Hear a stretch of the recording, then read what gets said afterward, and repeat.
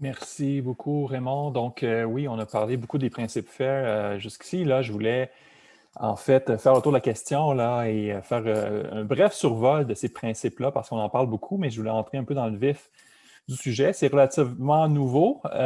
J'aurais pu débuter la présentation avec un sondage là, qui aurait sondé votre connaissance ou pas là, de ces principes-là, mais je vous mets ici un résultat là, qui a été paru en 2019 qui montre que selon les disciplines, ben, ce sont des principes qui sont plus ou moins connus. Donc les parties en gris, là, par exemple en médecine, vous voyez, plus de la moitié des gens n'avaient jamais entendu parler de ça.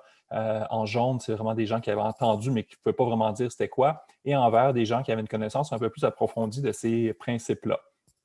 Donc, je vais faire peut-être un rapide survol historique de comment c'est apparu sur le radar, ces principes-là, et c'est né de discussions qui ont eu lieu au début des années 2010, un atelier aux Pays-Bas en 2015 qui a cristallisé tout ça. Et la cristallisation finale, je dirais, c'est cet article-là qui est paru dans Nature Scientific Data, qui a été cité abondamment depuis.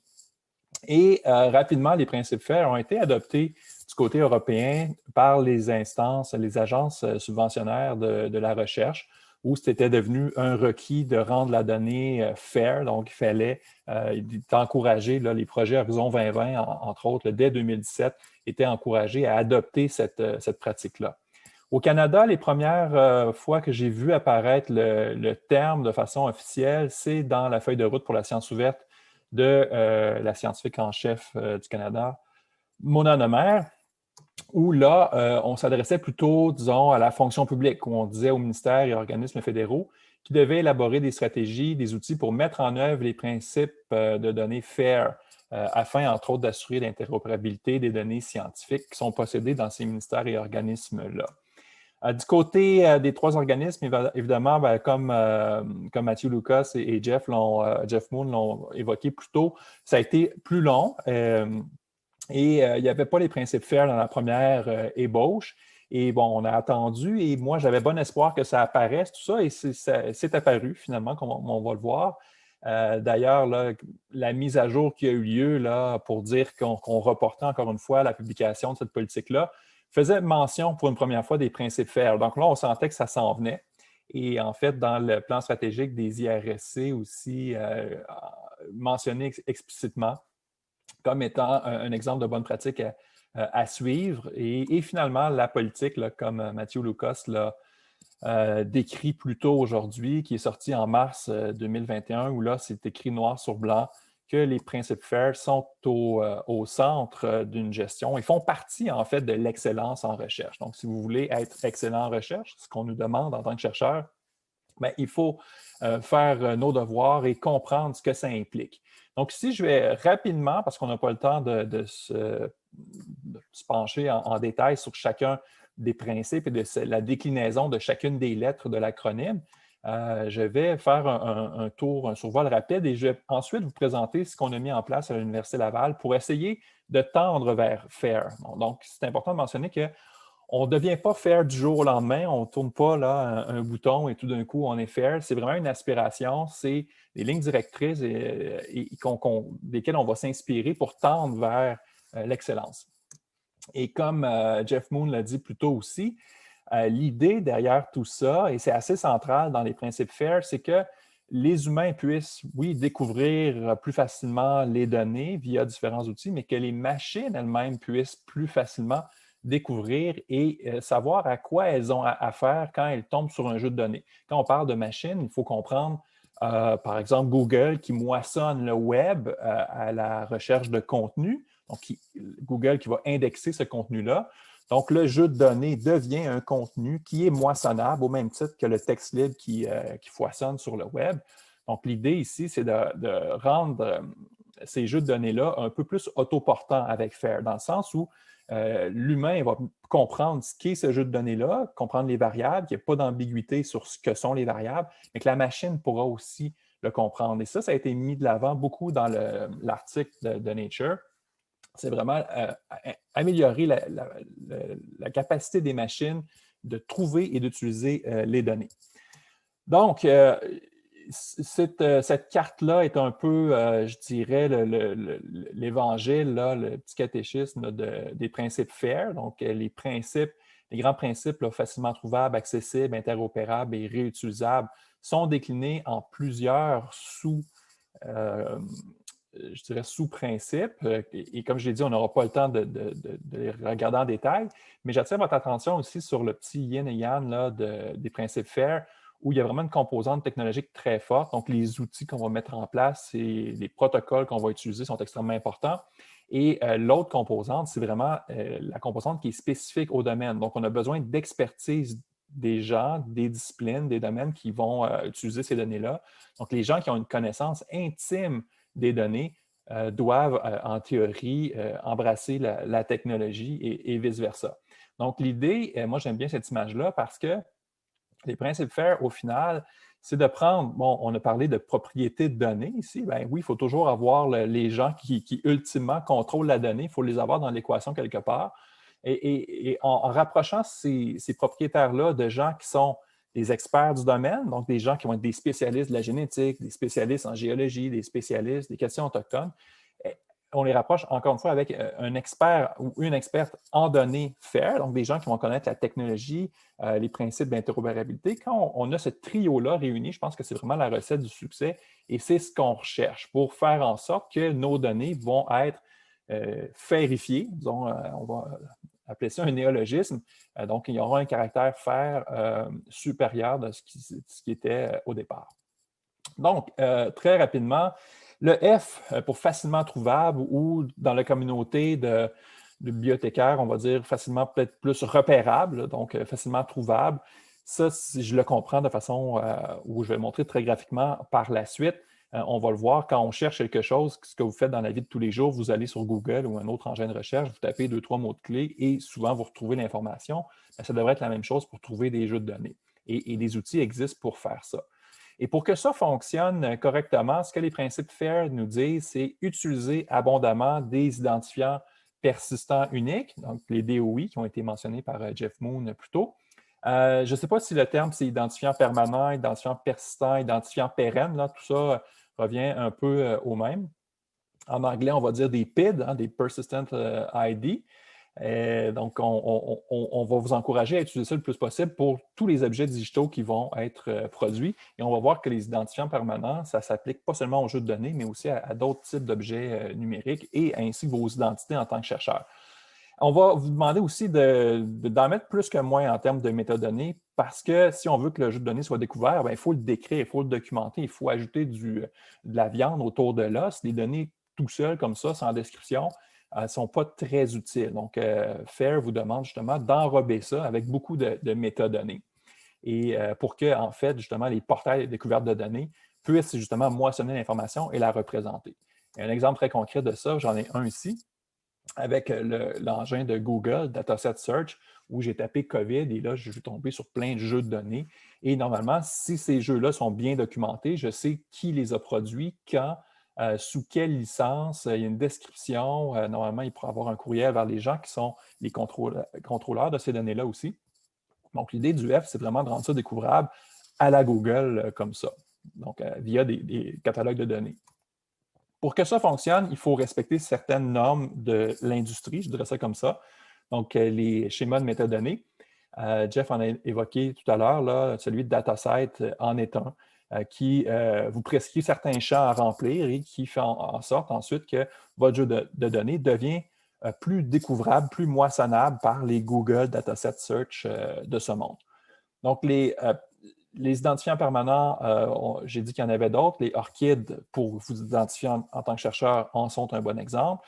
Tout le code que vous produisez aussi quand vous faites de la recherche, vous pouvez lui attribuer un identifiant unique qui réfère de façon non ambiguë au bout de code qui a servi, par exemple, pour passer des données brutes aux données transformées. Donc, l'idée, c'est d'inculquer, pas d'inculquer, mais d'imprimer une traçabilité sur l'ensemble du cycle de vie de la donnée. Et si les PID vous intéressent, vous voyez, là, juste avant la pandémie, l'an passé au Portugal, il y a eu le festival PIDapalooza, donc des gens qui s'intéressaient exclusivement à l'utilisation d'identifiants permanents pour mettre en place un monde où justement la donnée sera facilement trouvable. Le A, accessible, on revient à la notion qu'il faut que la donnée elle soit compréhensible pour les humains, mais aussi par les machines. Et le A, c'est assez simple, c'est de dire qu'on n'a pas besoin de logiciels propriétaires pour pouvoir lire les données, pouvoir y accéder. Donc, que la licence aussi d'utilisation soit clairement établie. Donc, c'est quelque chose d'assez trivial, normalement, le A dans FAIR. Ce qui n'est pas nécessairement compris, et ça a été aussi dit par Mathieu Lucas plus tôt, c'est qu'au départ, les gens disaient « Ah, mes données, je ne veux pas qu'elles soient FAIR parce que j'ai de la donnée sensible, je ne veux pas la publier ». Et ça, je ne l'ai pas traduit ici, là, ça vient directement du site web GoFair ici, où on dit que le A, ça ne veut pas dire que les données deviennent un bar ouvert, que c'est gratuit et que c'est accessible à tout le monde. Donc, ce qu'on dit, c'est que la donnée hautement confidentielle et privée peut être fair. Donc, c'est-à-dire que l'idée, c'est de la rendre découvrable. Et c'est pour ça qu'il y a un groupe de travail du côté portage.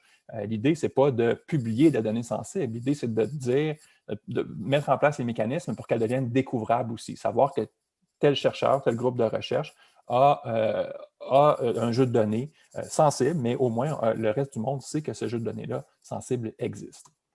Donc, je passe au I rapidement, qui est extrêmement intéressant, extrêmement riche, parce que là, on va parler de vocabulaire contrôlé, d'ontologie, de terminologie. Donc, c'est-à-dire de venir enrichir sémantiquement nos données pour enlever toute forme d'ambiguïté. Et ceux qui ont peut-être vu cette présentation-là avant savent que j'utilise souvent cet exemple-là où j'ai des rôtis ou des toasts, là, en bon français, qui sont un objet, un concept comme ça, et qu'un chercheur pourrait décider de colliger dans sa recherche sur la nutrition, par exemple, et pourrait peut-être justement colliger le nombre de toasts que les gens mangent le matin. Par contre, si dans notre fichier Excel, il y a une colonne, puis c'est le titre de la colonne, c'est rôti ou toast ou nombre de toasts, c'est pas quelque chose c'est quelque chose qui demeure ambigu. Okay? Alors qu'on peut faire mieux, on peut attacher cette variable-là à un concept qui est dans un vocabulaire contrôlé. Et il se trouve qu'en nutrition, il y a une ontologie qui s'appelle Food On, ici, que je vous montre, et où le concept de toast existe. Donc, vous voyez, la toast, c'est du pain qui a la qualité d'être tranché entre 0,5 et 1,5 cm. Et on voit que c'est un procédé un procédé de rôtissage, où il y a un procédé aussi où on enlève de l'eau et ultimement aussi, le pain vient de la fermentation. Donc, l'important ici, c'est de voir qu'il y a aussi un numéro unique non ambigu qui réfère à ce concept-là. Donc, c'est-à-dire que peu importe que si je parle français, arabe, chinois, anglais, si j'utilise cet identifiant unique-là pour parler de ma variable, bien, tout le monde peut comprendre. La machine, parce que la machine, je vais aussi lui fournir l'ontologie qui vient. Donc, la toast, c'est un des concepts ici, mais si je fournis à l'ordinateur ce que c'est une toast et quels sont les liens avec les autres concepts reliés, il y en a plusieurs. Vous voyez qu'on remonte jusqu'au grain, jusqu'au végétal. Au final, là, c'est beaucoup plus riche et la machine pourra elle-même inférer et faire des liens qui seront extrêmement riches en découvertes par la suite. Donc, vous voyez l'ontologie Food On. Et c'est un domaine de recherche en soi aussi, le développement de ces ontologies-là. Celle-ci est développée au Canada, entre autres avec du financement des IRSC. Et donc, je passe au R maintenant, donc survol très rapide. Et le R, c'est un peu la finalité des principes FAIR. Hein? On veut vraiment que la donnée soit réutilisable, donc faire en sorte qu'on l'ait assez documentée, qu'on puisse la référencer facilement pour que d'autres puissent la découvrir et la réutiliser. Et quand je dis les autres, ça peut être aussi des machines qui peuvent se servir de ces données-là. Donc, normalement, il y a une licence attachée à ça, une licence qui est compréhensible par l'humain. Donc, Sonia n'est pas allée dans le détail des licences tout à l'heure, mais il y a toute une famille, la famille Creative Commons, qui est extrêmement utile, entre autres, pour attribuer des licences sur des jeux de données. Mais l'important dans les principes FAIR, c'est qu'on dit, oui, la licence devrait être comprise par l'humain, mais la machine devrait aussi pouvoir, de façon automatique, savoir ce qu'elle a le droit de faire ou de ne pas faire avec un jeu de données une fois qu'elle tombe sur ce jeu de données-là. Donc, voici en quelques minutes là, un survol des principes FAIR, mais on pourrait passer vraiment facilement plusieurs heures à décortiquer chacune de ces lettres-là et ce que ça fait au quotidien dans la recherche. Mais je vais quand même terminer là-dessus là, en vous amenant sur comment ça a façonné, nous, à l'Université Laval, l'écosystème qu'on est en train de mettre en place pour l'ensemble du cycle de vie de la donnée. Et je dirais que contrairement à d'autres initiatives, je pense qu'à Laval, on a fait un bon travail de s'intéresser à ce qui vient en amont de l'analyse. On a vu là, au Québec, on a investi massivement en intelligence artificielle, qui est une très bonne chose, mais on s'est surtout concentré sur la partie consommation. On a beaucoup de gens qui consomment de la donnée pour entraîner des modèles, pour faire toutes sortes de choses au niveau scientifique. Donc, beaucoup de ressources qui ont été dirigées vers ça, mais un petit peu moins du côté là, de tout ce qui vient en amont, qui concerne les infrastructures. Donc, l'extraction de la donnée, sa transformation, sa gestion, son intendance. Donc, tout ça a reçu un petit peu moins d'amour, un petit peu moins de financement aussi au fil du temps, mais c'est extrêmement important parce que souvent, dans des projets, même des projets en intelligence artificielle, c'est bien documenté qu'il y a peut-être jusqu'à 80 du temps qui est passé à acquérir des données, nettoyer des données pour faire en sorte qu'elles deviennent consommables ensuite en aval par des applications d'IA ou autres en sciences des données. Donc, je pense qu'à Laval, on a fait une réflexion intéressante et on a eu la chance aussi d'avoir des investissements qui nous ont permis de construire du béton pour avoir un centre de données tiers 3. Donc, ça veut dire haute disponibilité, haute sécurité, donc où on peut gérer de la donnée sensible, entre autres, et où on a des systèmes redondants qui nous permettent de façon sécuritaire de stocker de la donnée. Donc, on a des nœuds de calcul, des nœuds de stockage, plein de cabinets tout neufs là, qui nous donnent en fait une fondation technologique qui nous permet ensuite de faire des choses extrêmement intéressantes par la suite. Donc, c'est toujours impressionnant de visiter un centre de données comme ça, parce que la partie où il y a les cabinets informatiques, je vous dirais, occupe le quart du bâtiment. Okay? Le trois quarts, là, c'est vraiment les génératrices, les pompes à chaleur, les systèmes de refroidissement, les systèmes de redondance électrique. C'est extrêmement impressionnant de voir tout ce que ça fait comme mécanique.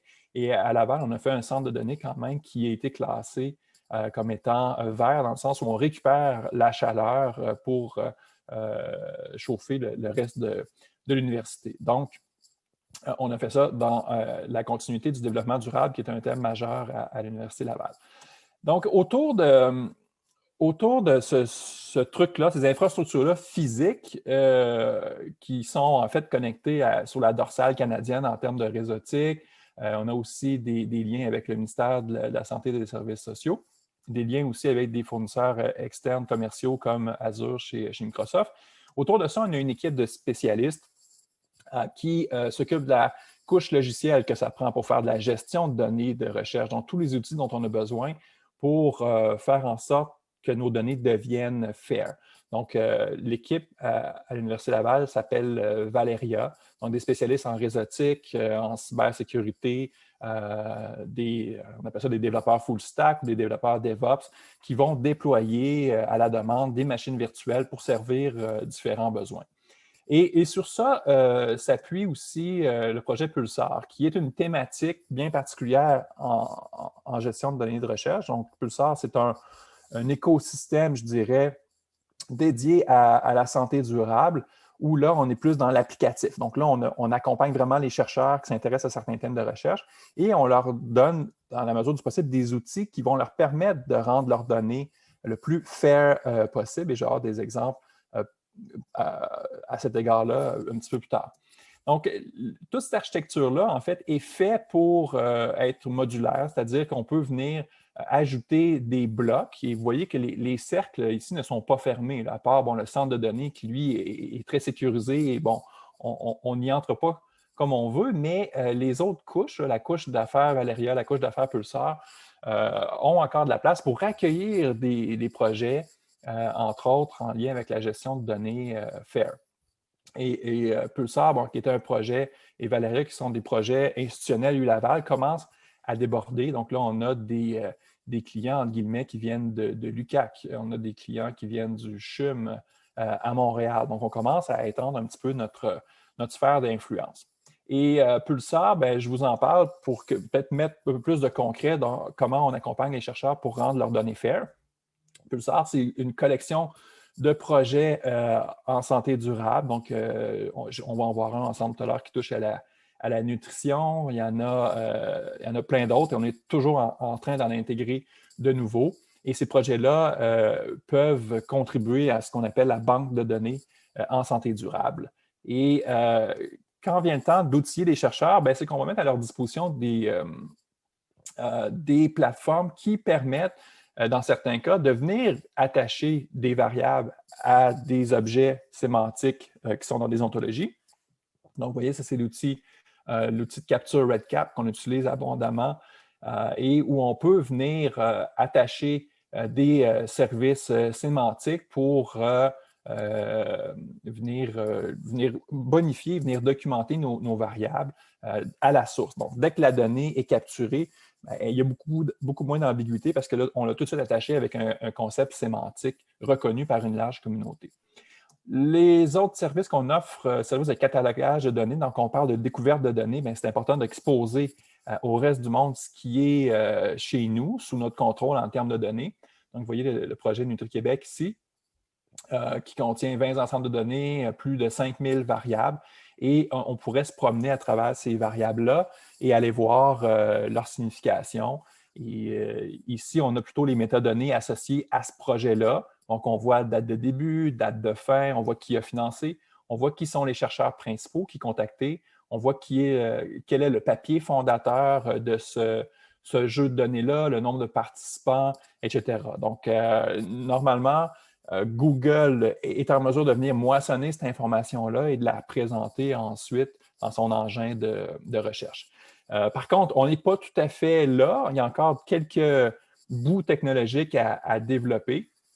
D'ailleurs, on est très content là, de pouvoir participer à la cohorte Core Trust Seal qui a été mentionnée par Jeff Moon un petit peu plus tôt.